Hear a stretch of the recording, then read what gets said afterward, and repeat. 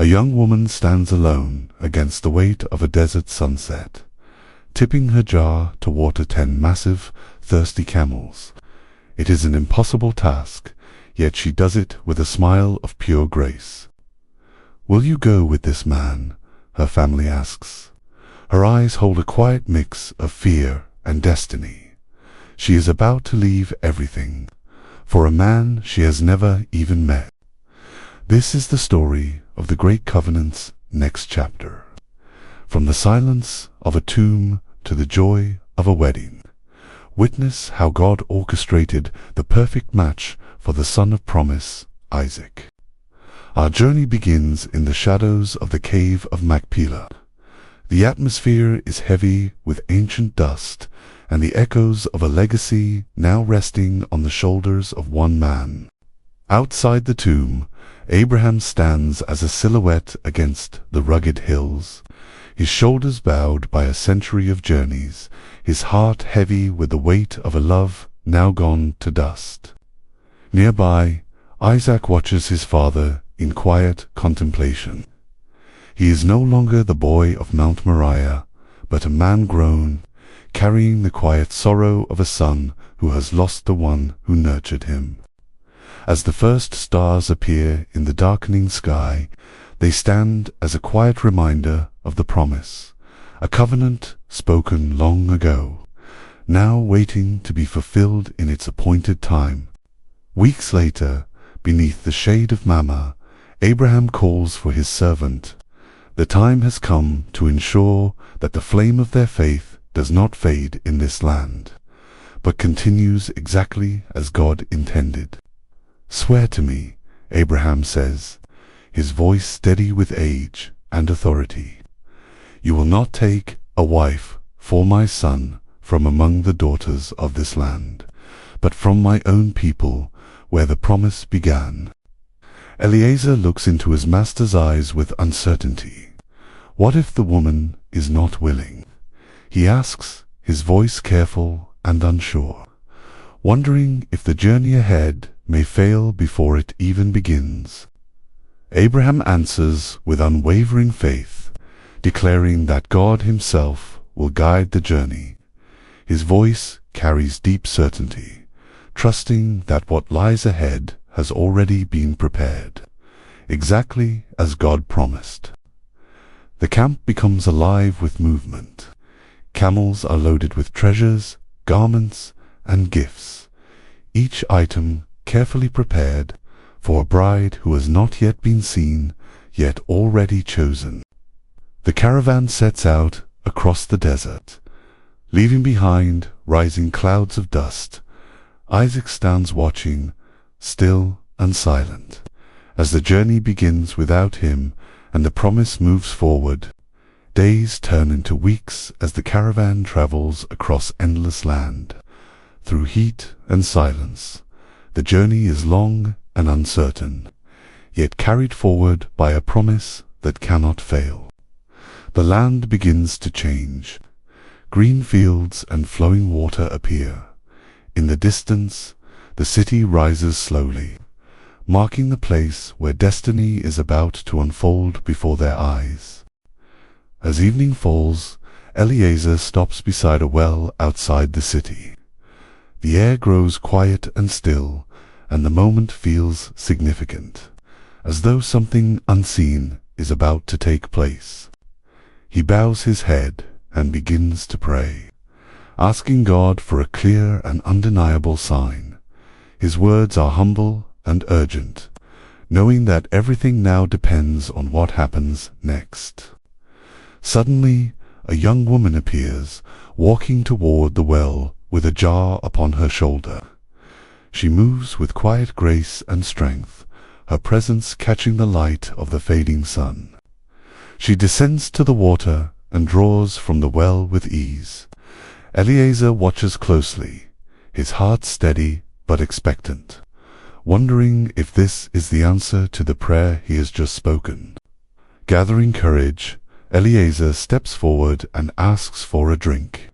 His voice is calm, yet filled with anticipation, as he waits to see if this moment will reveal the answer he seeks. "Drink, my lord," she says, lowering the jar quickly. Her kindness is immediate and genuine, a simple act that begins to reveal something far greater than either of them yet understands. Then come the words he prayed for. "I will draw water for your camels also." This was no small task, yet she speaks with quiet certainty, unaware of the weight of what she has just offered. Rebekah begins to move, drawing water again and again. Not hurried, but steady and graceful. Her strength is quiet and constant, as she pours water with purpose into the waiting trough. Eliezer stands in silent wonder, watching every movement unfold before him. With each moment, it becomes clearer that God has answered his prayer in a way only he could. When the camels are finished, he reaches into his satchel, bringing out a golden nose ring and heavy bracelets. The gold catches the light, marking the moment with honor and meaning. "Whose daughter are you?" he asks carefully, "and is there room in your father's house for us?" His voice is steady, yet filled with anticipation, waiting for the final confirmation. "I am the daughter of Bethuel," she replies, and in that moment everything changes. Eliezer's heart lifts, knowing he has been led exactly where he was meant to be. Before entering the city, Eliezer bows low to the ground, overwhelmed with gratitude. In the quiet of that moment, he gives thanks for guidance that could only come from God. Rebekah hurries home, her heart full of excitement. Her brother Laban sees the gold and hears her story, and quickly goes out, eager to meet the man who has arrived. "Come in, you who are blessed," Laban says warmly, welcoming the servant into the household. The camels are tended, and preparations begin as the story continues to unfold. Food is set before Eliezer, but he refuses to eat. "I will not eat until I have spoken," he says.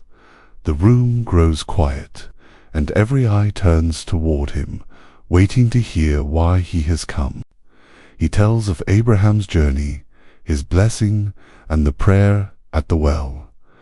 Every word carries weight and meaning, and the room grows still as they begin to understand what has taken place. Laban and Bethuel look at one another, realizing this is not chance, but something greater. "This comes from the Lord," they say, acknowledging what is now clear before them. Eliezer brings out gifts of silver, gold, and garments, placing them before Rebekah and her family. The room fills with wonder and quiet amazement as Abraham's blessing is revealed. By morning, Eliezer is ready to return, but the family hesitates, asking for more time. The moment feels heavy and uncertain as the reality of what is about to happen settles in. The decision is placed before Rebekah. "Will you go with this man?" they ask. Without hesitation, she answers, "I will go," stepping forward into a future she has never seen before. Far away, Isaac walks alone in the field as evening falls. The land is quiet, and his heart still carries sorrow, as he waits, not knowing how close change is drawing near. He looks up and sees a caravan approaching in the distance. At the same time, Rebekah lifts her eyes and sees him, and the moment of destiny begins to unfold between them. Isaac approaches, and the story is told. In Rebekah, he sees the answer that has been prepared. In that moment, two paths become one under the guiding hand of God. Isaac brings her into his mother's tent, and he loves her. In her, he finds comfort after loss, and the promise continues forward, carried into the next generation. True guidance often appears through simple acts of kindness. Rebekah did not know she was answering a divine call, yet her willingness shaped a future far greater than she could see. God's plans often unfold quietly through ordinary people and everyday choices. What seems like coincidence may be divine direction, guiding each step with purpose and perfect timing.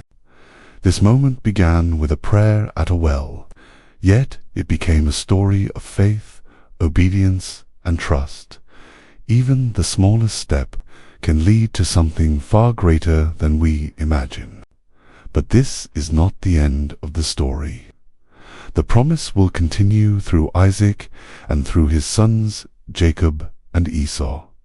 This is Christ-Centered Media, where every story points back to God.